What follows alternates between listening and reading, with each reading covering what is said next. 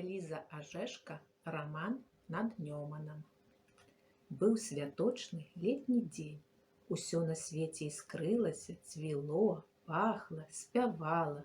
Цяплом і радасцю праменілася валошкавае неба і залатое сонца. Радасцю і замілаваннем патыхала зялёная збажына на палетках.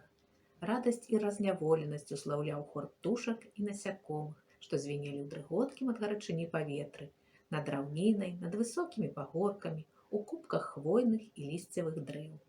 З аднаго боку небакраю боханы пагоркаў былі атулены цемнаватымі баркамі і гаямі.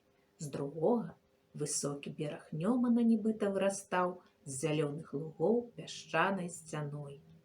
Цёмная паласа магутнага бору над ёй перацінала блакіт неба, а бераг вялізнай падковай абдымаў шырокую раўніну, на якой дзе-нідзе раслі дзікія, патрэсканыя грушы, старыя скрыўленыя вербы, адзінокія гонкія таполі. У той дзень пранізаная сонцам пясчаная сцяна нагадвала жоўты абруч, перавязаны яркай стужкай чырвонага мергелі.